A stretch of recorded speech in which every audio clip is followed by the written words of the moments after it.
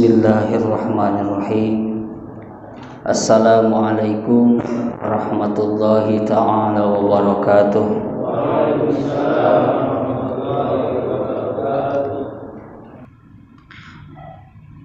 Bismillahirrahmanirrahim. Kami akan membawakan materi tentang Al-Karim. Kenapa nggak dari awal? Karena memang ya supir tembak lah ya, supir tembak nggak apa-apa ya, karena bebas katanya. Saya bingung apa nih materinya, ya sudah ya. Kebetulan saya juga seorang guru, seorang pengajar, bahwa kajian-kajian ini dibawakan juga di sekolah gitu ya.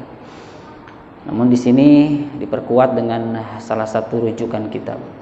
Bismillahirrahmanirrahim. Al-Karim huwallazi idza qadara afa wa idza wa'ada wafa wa idza a'ta zada ala muntahar raja wa la yubali kam a'ta liman a'ta wa in rufi'at hajatun ila ghairihi la yarda wa idza jubi'a ataba wa mastasqa wa mastaqsa wa la yudayyi'u man ladha bih wal taja wa yughnihi 'anil wasail wasyufa'a faman ijtama'a lahu jami'a dzalik la bitakalluf wa huwal karimul mutlaq wa dzalika lillah subhanahu wa ta'ala faqat. Al-Karim merupakan asmaul husna ats-tsalits wal arba'un min asma'illah al-husna. Jadi asmaul husna yang urutan yang ke-43 adalah Al-Karim dari 99 Asmaul Husna yang ada. Asmaul Husna itu adalah nama-nama Allah. Tentunya terbaik. Nama Allah sudah pasti baik. Nama Allah Asmaul Husna itu terambil dari Al-Quran dan hadis. 99 itu terkumpul kalimat-kalimat nama-nama Allah itu dalam 3207 ayat di dalam Al-Quran, dan itu terkumpul sebanyak 96 Asmaul Husna di dalam Al-Quran.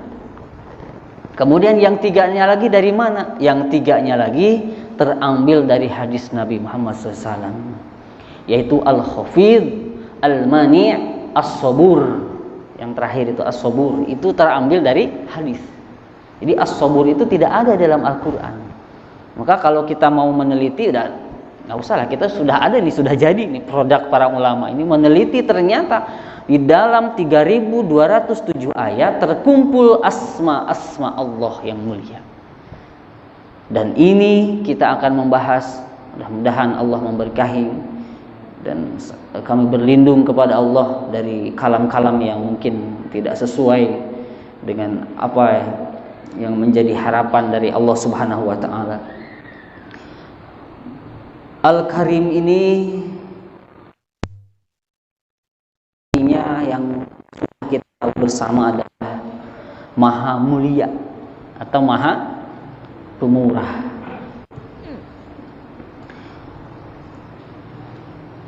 Dari Al-Karim ini sebetulnya tidak semudah itu artinya.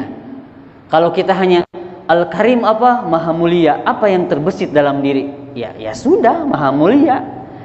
Gak ada efek yang mendalam kalau kita tidak memaknai itu. Maka 99 Asmaul Husna ini seharusnya ada kajian khusus. Masing-masing itu dikaji. Lalu kenapa kita harus mengkaji asma, nama? Karena mengkaji nama akan menuntun kita mengetahui sifat-sifat Allah. Lalu dengan sifat-sifat Allah kita akan tertuntun untuk mengetahui zat Allah. Dan itulah yang sejatinya menjadi tugas kita sebagai makhluk, sebagai manusia di alam dunia ini. Ada dalilnya Pak Ustadz? Ada. Wa ma khalaqtul jinna wal insa illa liya'budun. Menurut Ibnu Abbas, ay liya'rifun. Tidaklah aku ciptakan jin dan manusia, kata Allah, kecuali untuk beribadah atau mengenalku, liya'rifun. Maka mengenal Allah itu adalah salah satu tugas utama kita di alam dunia ini. Lepas dari kewajiban-kewajiban apapun, maka target utama kita adalah liya'rifun, mengenal Allah Subhanahu wa taala. Salah satu tahapan mengenal Allah, mengetahui al-asma'illah al-husna. Jadi mengetahui nama-nama Allah yang 99 ini. Tentunya dengan makna-makna. Al-Karim yang kita artikan maha mulia itu, menurut Imam Al-Ghazali, beliau seorang hujjatul Islam, ahli filsafat, ahli ilmu, banyak sekali ilmu yang beliau kuasai. Itu setidak-tidaknya mempunyai 7 makna, 7 pengertian, 7 kandungan yang terdapat dalam Asma'illah al-Husna al-Karim. Yang pertama adalah idza qadara afa. Allah itu dengan namanya Al-Karim yang memaafkan, padahal mampu untuk menindak langsung dengan selalu memberi tempo kepada ahli maksiat untuk bertobat. Bapak sekalian, kita oleh Allah diberikan mata dengan penglihatannya. Tetapi kadangkala manusia, kita melakukan nikmat mata ini tidak dengan seharusnya. Kita melihat, ya mohon maaf, ada yang bening-bening gitu, melihat, pasti dilihat kan, entah muda atau sudah sepuh juga, yang tetap saja itu kan suatu perbuatan maksiat. Allah sebetulnya mampu menindak langsung. Tiba-tiba setelah melihat yang bening-bening tadi langsung buta, wah poek. Tapi tidak Allah lakukan, karena Allah ini Al-Karim. Orang-orang sekarang bolak-balik ke diskotik, ke tempat-tempat maksiat, tiba-tiba langkahnya langsung terhenti, badannya terbujur kaku. Tidak, lancar-lancar saja tiap hari datang ke sana. Yang berzina atau yang mabuk tiba-tiba langsung tegang hanya beberapa lah itu. Enggak setiap yang seperti itu Allah langsung hukum, karena Allah ini mempunyai nama Al-Karim dengan maknanya idza qadara afa, padahal Allah mampu menindak langsung, Allah tunda. Mudah-mudahan nanti tobat, menunggu ditobat. Terus kapan waktunya bertobat? Ya sekarang, saat kita melakukan perbuatan dosa langsung bertobat. Kapan batasannya? Sampai nyawa ini di tenggorokan. Ketika kita sudah sakaratul maut, maka pintu tobat sudah tertutup.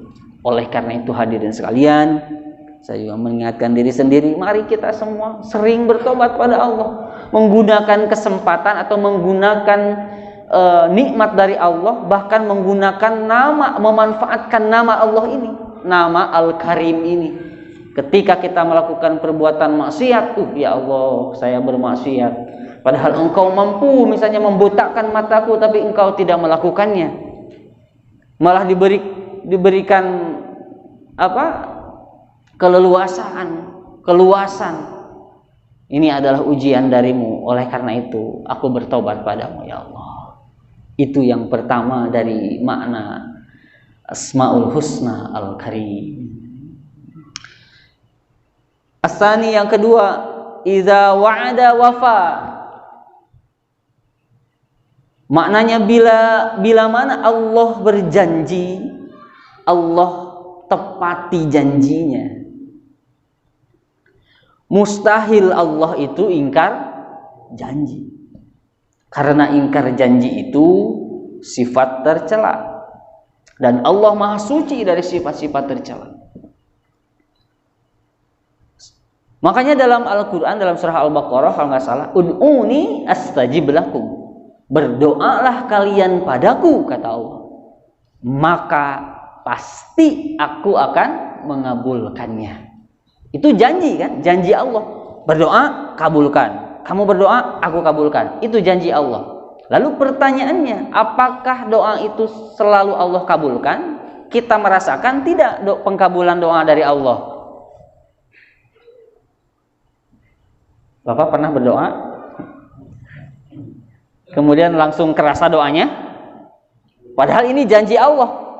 Al-Karim ini kita yakini Allah itu tidak akan pernah ingkar janji. Tapi Pak Ustadz, saya berdoa tapi nggak dikabulkan. Nah, pertanyaannya, berarti ada ilmu yang belum kita serap terkait dengan doa. Belum yakin kita dengan nama Allah Al-Karim karena tidak pernah mengkaji. Yang Maha Mulia sudah cukup di situ, kan tidak. Bapak Ibu sekalian, bahwa doa itu pasti Allah kabulkan, namun dengan 4 cara. Dengan 4 cara. Yang pertama adalah Allah kabulkan langsung. Mungkin pernah ada yang merasakan, kita berdoa ingin ini,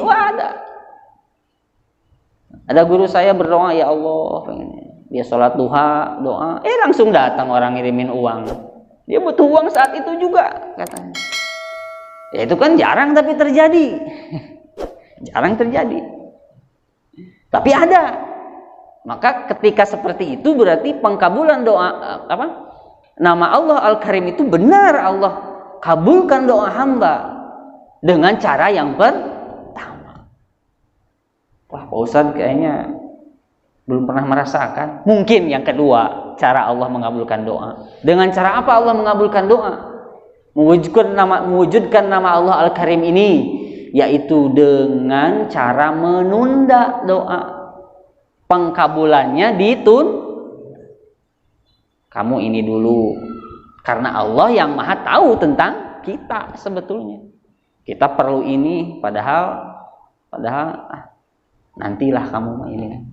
Sekarang belum butuh. Mungkin itu hawa nafsu saja, kan bisa jadi seperti itu. Ini ada kisah Nabi Zakaria. Nabi Zakaria itu nabi. Kurang bahasa Sunda mana? Kurang kumaha nabi. Apa kurangnya nabi? Ibadahnya pasti luar biasa, ya kan? Kekasih Allah. Berdoa pada Allah. Rabbi habli min ladunka dzurriyyatan. Ya Allah, aku ingin diberikan keturunan. Jadi Nabi Zakaria itu belum punya anak. Berdoa pada Allah. Menurut logika gimana? Pengkabulannya harusnya apa? Harusnya cek gur. Wah, malam ini berdoa, misalnya besok atau lusa lah gitu, cepet gitu. Langsung hamil. Ternyata apa? Ditunda oleh Allah.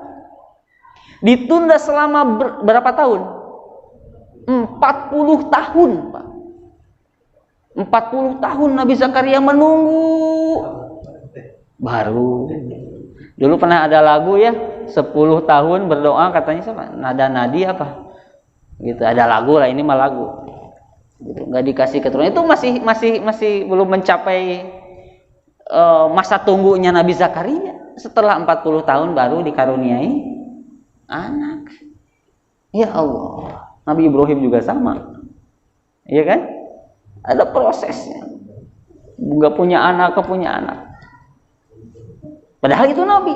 Dan Nabi Zakaria berdoanya di mana? Di tempat Siti Maryam berkhulwah dengan Allah. Jadi dia Siti Maryam itu kan waktu itu di mihrab ini kan, diamnya. Nah di situ Nabi Zakaria di Baitul Maqdis kalau nggak salah. Tempatnya udah oke. Yang berdoanya seorang nabi tapi masih Allah tunda. Oleh karena itu jangan juga kita menyalahkan Allah. Barangkali doa kita tertunda pengkabulannya karena Allah ingkar janji enggak? Pasti dikabul. Kapan? Bisa langsung, bisa ditunda. Kalau kita punya anak, mau HP, bisa, nih beli, bisa, ya kan? Gitu kan? Dan kita suka bilang, kamu mau apa aja, bapak belikan, gitu kan? Tapi bisa jadi, Pak mau HP nanti, kamu masih kecil, bisa jadi kan, nanti udah gede beliin, karena udah waktunya bisa. Atau mau motor lah misalnya, anak masih SMP ini, Pak mau motor dong ini, nanti udah SMA, udah ini, udah mendesak ininya baru kasih. Bisa jadi begitu. Kita juga sama ke anak kita juga. Nah, Allah pun ada seperti itu. Pak Ustadz, ini mah kita mah langsung enggak, menunda terlalu lama sih. Padahal belum 40 tahun ya. Kalau dibandingkan dengan Nabi Zakaria kan 40 tahun nih kan gitu. Mungkin pengkabulannya yang ketiga. Yang ketiga itu apa? Allah tukar dengan apa yang memang kita sangat perlukan, Pak. Karena tadi judulnya Allah Maha Tahu. Lalu kita mau menyalahkan, nggak beriman kepada Allah, nggak meyakini Allah Al-Karim dengan seperti itu? Tentu tidak. Kalau kita mengetahui ilmunya, bahwa ternyata pengkabulan doa itu Allah tidak akan ingkar janji. Tapi yang ketiga, mungkin saja Allah menukar doa kita dengan yang lain. Kita mintanya motor, dikasih mobil, bisa. Lebih baik ya, lebih baik. Dikasihnya sehat, ya.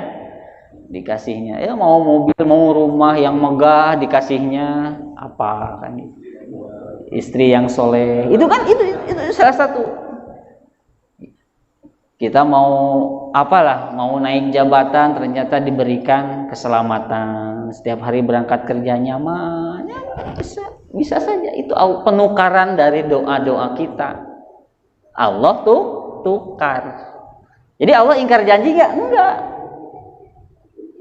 Allah itu pantrang dan memang tidak mungkin, mustahil Allah ingkar janji. Yang keempat apa nih? Segera, terus ditunda, ditukar, terakhir ditabung oleh Allah Subhanahu wa taala. Kita doa tadi kabul wae. Ini doa nggak pernah perasaan apakah ditunda, apakah ya. Ternyata pas setiap doa-doa yang kita panjatkan, bila pengkabulannya tidak di alam dunia, itu Allah tabung menjadi amal-amal baik. Kapan diberikannya? Nanti dicairkannya di akhirat. Allah siapkan rekening buat kita, nanti kamu cairkan di akhirat. Maka ada salah satu ahli surga nanti di akhirat, kan amalan-amalan kita itu nanti dipertunjukkan oleh Allah. Nih buatmu tuh rumah bagus, gedung bagus. Ini apa ya Allah? Ini ya sholatmu di dunia. Oh ya alhamdulillah. Terus itu ada tamannya. Itu apa ya Allah? Oh itu zikirmu di alam dunia. Tamanmu yang indah itu milik kamu, tanahnya semua. Kamu dulu kan pengen tanah yang ini. Ya Allah. Yang berikutnya, ini kamu kesepian, bidadari 40.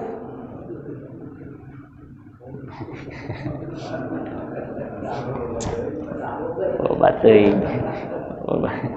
Banyak amat Pak ya. 40 Pak. Ya mau sebanyak mungkin yuk sok. Ini apa ya Allah, nikmat apa nih ini? Oh ini karena kamu sering sedekah. Pak kalau mau yang bening-bening di akhirat banyak sedekah. Yang beningnya banyak gitu ya. Terus Allah ajak, ini ada apartemen, kalau kita tadi hotel bintang 5, pokoknya bangunan yang mewah, yang megah, istana. Wah ini apa ya Allah? Nah ini adalah doa-doamu di alam dunia yang aku tabung menjadi amal baik, amal soleh. Ya Allah, kalau tahu seperti ini, aku nggak ingin doaku dikabulkan dulu. Kalau tahu seperti ini, kayaknya bangunan tuh lebih hebat gitu kan dibandingkan yang lain. Nah itu ada proses pengkabulan, cara-cara Allah mengabulkan doa. Jadi ud'uni astajib lakum itu nyata. Kamu berdoa saja tugasnya, pasti aku akan kabulkan. Pengkabulannya ada 4 cara. Jangan salahkan Allah. Kadang-kala nggak sabaran. Akhirnya kufur nikmat. Berdoa juga ngapain? Sholat juga apa? Sholat aja udah berapa puluh tahun, kaya enggak? Emang sholat untuk kaya? Ya, ya. Atau gini ngomongnya, sholat dulu biar tenang. Emang sholat untuk tenang? Nggak akan tenang Pak di alam dunia ini. Selesai A ada B, selesai B ada C. Selesai pengajian ini pasti ada agenda lagi. Enggak, tinggal tidur. Udah tidur pasti ada agenda terus. Sediam-diamnya orang di rumah pasti ada. Jadi nggak akan pernah tenang di alam dunia. Yang tenang itu nanti di akhirat. Saya aja Pak dari bangun sampai sekarang ayo saja muter. Kata guru saya, Pak Kiai Abun Bunyamin Al-Muhajirin, biar sibuk di dunia, nanti istirahatnya di alam kubur katanya. Iya juga. Istirahat mah nanti di kubur katanya. Udah biarin sibuk mah sekarang. Oh iya. Jangan pernah sesekali menukarkan amalanmu dengan materi di dunia. Bisingke teka bagian kalau bahasa Sunda nggak dapat istana yang megah. Udah biar ditabung. Kalaupun sekarang nggak dapat di dunia, insya Allah kalau kita sering berdoa berupaya, insya Allah itu ditabung jadi amalan akhirat dan nanti dicairkan lah di akhirat. Rekeningnya biar gemuk ya. Itu nama Allah Al-Karim. Karena Allah mempunyai nama Al-Karim, Allah itu ternyata idza wa'ada wafa, bila berjanji tidak akan pernah mengingkari, karena sifat ingkar itu adalah mustahil bagi Allah. Itu yang kedua. Yang ketiga, idza a'ta zada ala muntahar raja wa la yubali kam a'ta wa liman a'ta. Bila Allah memberi, suka melebihi atas apa yang kita harapkan, dan dia tidak peduli berapa banyak yang diberi dan siapa yang diberi. Itu sifat atau nama Allah Al-Karim.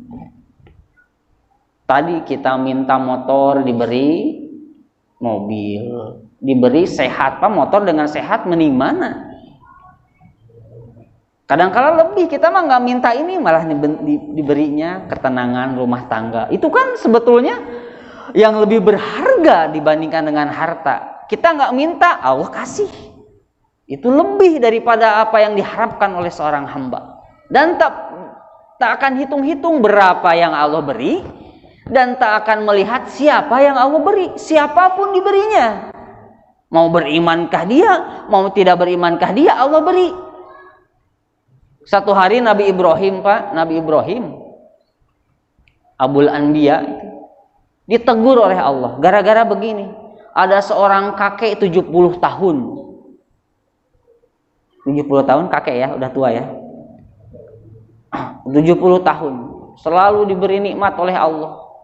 Kemudian pada satu hari dia nggak bisa makan, nggak bisa, pokoknya rezekinya diambil mungkin ya. Saat itu datang ke Nabi Ibrahim. Kalau kata kita, ya Ibrahim, aku minta makan dong. Ini hari ini nggak dapat makan sama sekali kan, udah lapar nih. Gitu. Nabi Ibrahim melihat si kakek ini selama 70 tahun ini orangnya menyembah patung.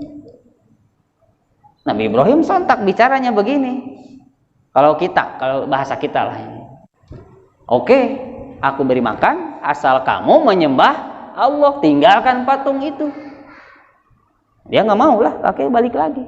Allah menegur Nabi Ibrahim, wahai Ibrahim, aku ini selama dia menyembah patung kasih nikmat, sehari ini aja aku nggak kasih, tapi dia datang padamu, kamu malah meminta syarat katanya.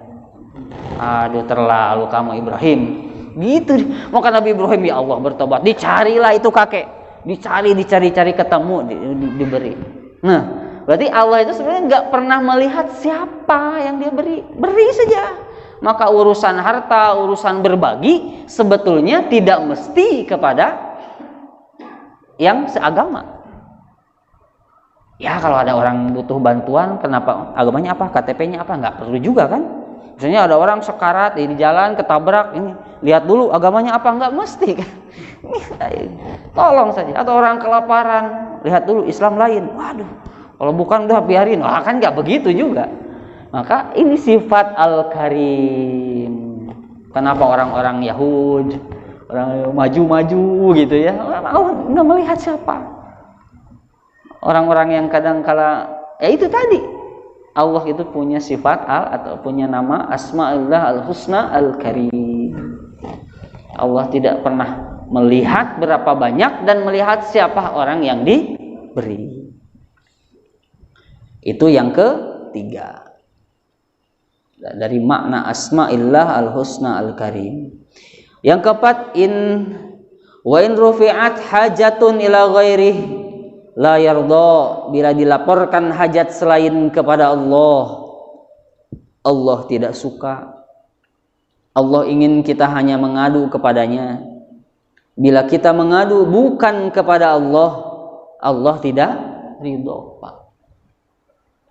Jadi Allah tuh senang kalau kita tuh ngadu, ya Allah sakit kepala, ya Allah lagi susah nih, senang daripada kita mengeluh kepada selain Allah. Allah murka, Allah tidak ridho. Maka para ulama dalam urusan mengadu ini, curhat bahasa kita mungkin ya, atau berkeluh kesah ini ada tiga. Yang pertama boleh, yang kedua makruh, yang ketiga haram.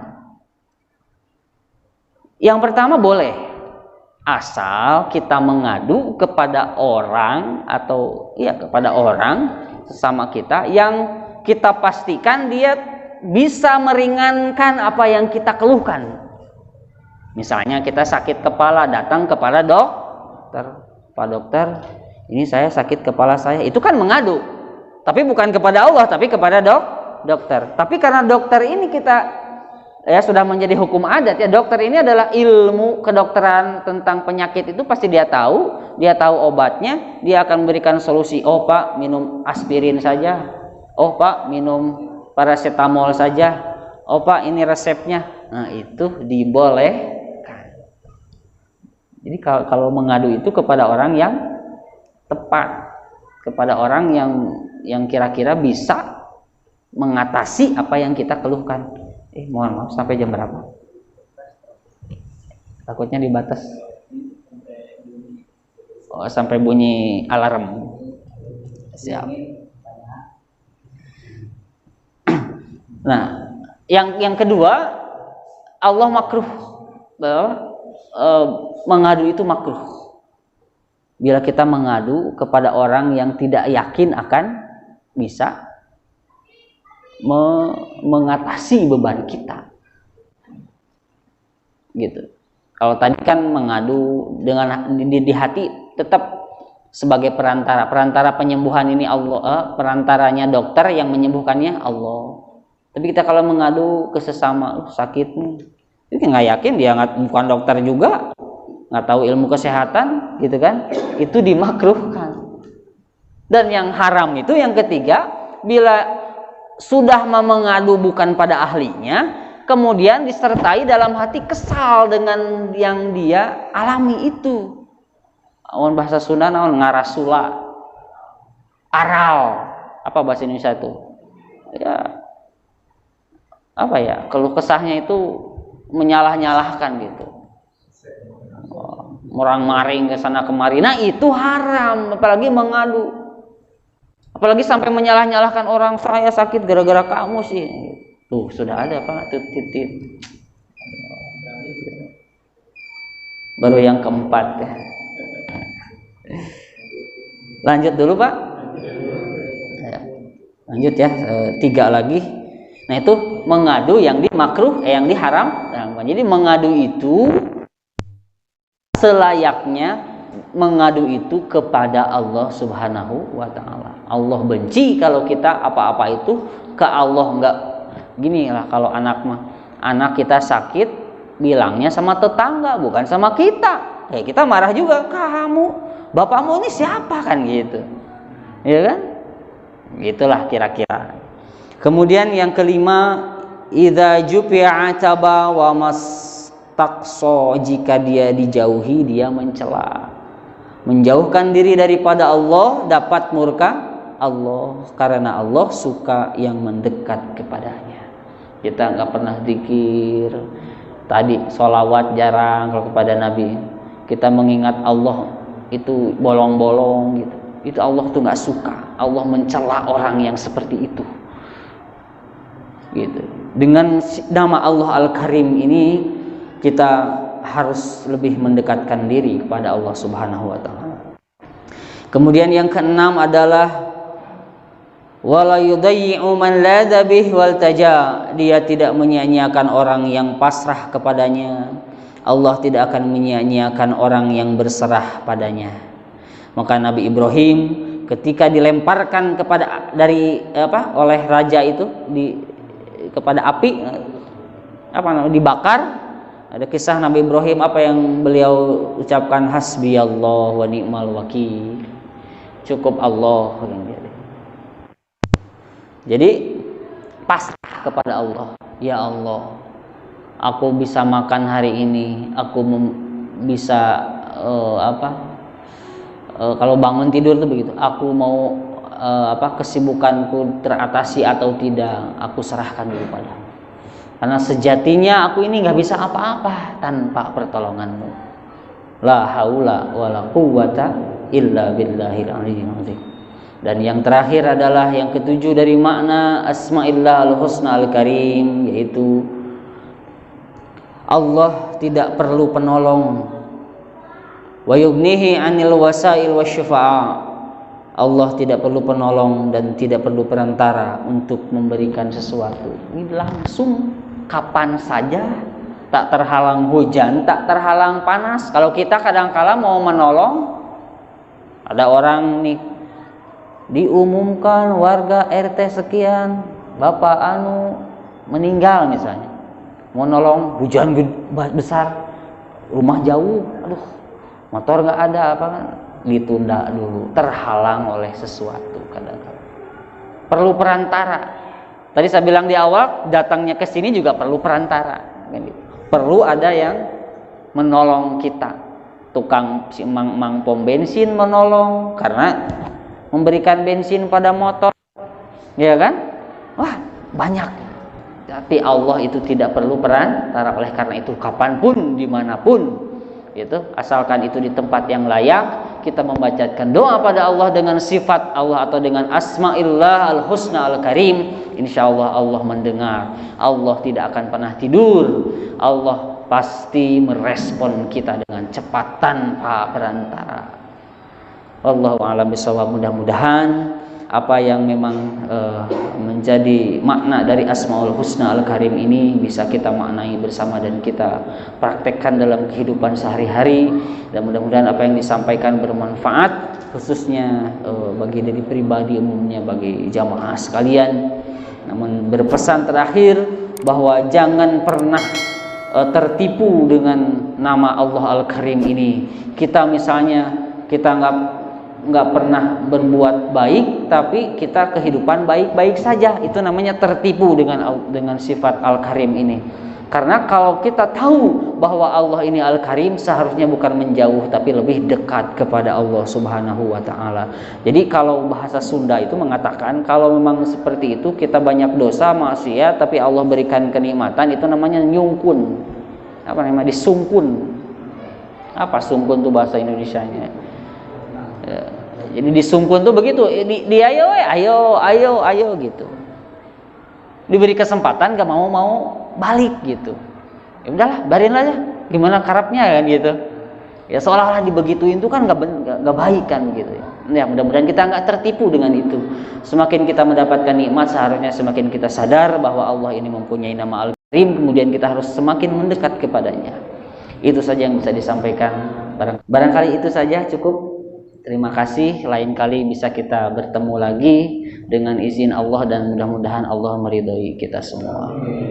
Allahu a'lam bishawab. Alhamdulillahirabbil alamin. Subhanakallahumma wa bihamdika asyhadu an la ilaha illa anta astaghfiruka wa atubu ilaik. Assalamualaikum warahmatullahi wabarakatuh.